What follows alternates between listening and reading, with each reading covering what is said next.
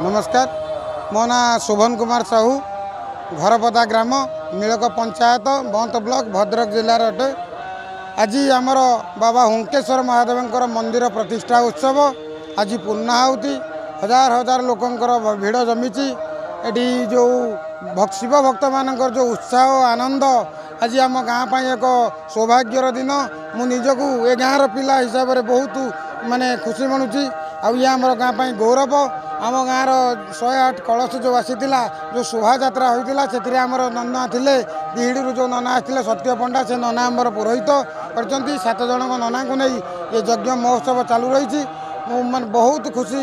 आखपाखर अन्य 7-8 खंड गाँव लोक मैंने आसी पहुँची। ये मंदिर संपूर्ण भाव में लोकंर जो दान ही सामूहिक मंदिर बहुत सुंदर भाव में पूजा विधि संपूर्ण हवा जाऊँगी यज्ञ बहुत ये जो अन्न खोलाई अन्न प्रसाद दि जाऊँगी सुंदर भाव में लोक मैंने खाई चलती। मु आशा करुँच हुंकेश्वर महादेव दयारू ये लगी रहू प्रतिवर्ष प्रतिवर्ष भी आमर ये उत्सव जारी रहू। मोर परिचय हो हुंकेश्वर माँ पूजक हुंकेश्वर माँ पाखु ये माटी आसीला ये जड़े श्रेष्ठ भक्त थे सी आणिक प्रतिष्ठा करते भक्ति समस्ते ग्रामवासी समस्ते भी मानुले से ही मनोभाव आज ठाकुर समस्त कंठर विराजमान होती आबाल वृद्ध समस्त कंठर विराजमान होती समस्ते एक मनरे एक स्वर आज ठाकुर विग्रह आणिक स्थापन कर ये गाँव बहुत वर्तमान गोटे श्रीक्षेत्र धाम भली चली बहुत पवित्र कथा आम भंडारीपुर निर्वाचन भितर ये कर्म कौन जगार हो नाला जहाँ आज घरपदार हो कथा देखिकी मोर अंतर बा गर्व मोर मु फुली उठी कहीं ना बहुत दिन मु जानी ये हुंकेश्वर बाबा गोटे पीठ हम बोली 5 वर्ष तले ये छुआ मत अटकई पचारि मुझे 5 वर्ष पूरण हेले हम 3 वर्ष गला पचारे बाबा कहीं है मुझे 2 वर्ष पूरण है मत तुम कह कि से कथा पूरण एवं कौटू कौन आसूँ से कथा बाबा आणुंट से कथा कहीं कहीपर नहीं बहुत धन आसिक बाबा पहुँचुती बहुत खाद्य आसिक पहुँचुची हजार हजार लोक ये खाऊँ बहुत आनंदर कथा तेणु ये ग्रामवासी समस्त मंगल हो हुंका बाबा मंगल करूँ मुझे कही एठी जो स्थापित होइथिबा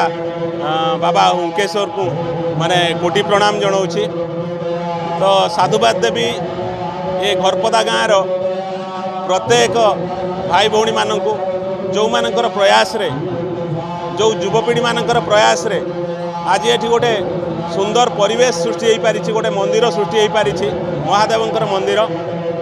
तो ये मंदिर सृष्टिर आध्यात्मिक परिवेश ये सृष्टि होती जो सृष्टि आम भविष्य पीढ़ी गोटे उत्तरदायी गोटे पथ प्रदर्शक हम जो पथरे आमे चली आम भविष्य को गढ़ी पारिबार योजना प्रस्तुत करी हम गोटे श्रृंखलित जीवन यापन करिवार ये हूँ गोटे सबुठु बड़ माध्यम। मंदिर पाखरे बसीगले मंदिर बेड़ा को आसीगले मनीष मनरे शांति आसे ये जो शांति ये हूँ आध्यात्मिकतार शांति सचेतनतार शांति जो सचेतनतार वार्ता वहन करिसेंती आज घरपदार युवपीढ़ी माने से मु आह्वान करुच्ची साधुवाद जनाऊँगी 100 कोटी नमन जनाऊँगी से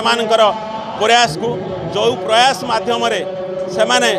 ये भारतवर्ष को गोटे आध्यात्मिकतार दिग्दर्शन देइचंती जो दिग्दर्शन रे भारतवर्ष सारा सृष्टि रे जे धर्मगुरु हम आध्यात्मिकतार धर्मगुरु हम से ग्रामवासी मानू मु 100 कोटी धन्यवाद जनाऊँगी मो तरफ धन्यवाद जनाऊँगी ए आखपाख अंचलर जो माने भक्त अछंती जो माने श्रद्धालु अछंती जो माने कि आध्यात्मिकवाद को निजर आंतरिकता सहित ग्रहण करिसेंती सेमानकु मु 100 कोटी प्रणाम जनाऊँगी धन्यवाद दूची आपण मानकु जो माने आसी आपण मानकर प्रयास रे एक प्रचार प्रसार करिवार एक योजना प्रस्तुत करुछंती आपण मानकु आउ थरे धन्यवाद दूची रखुची।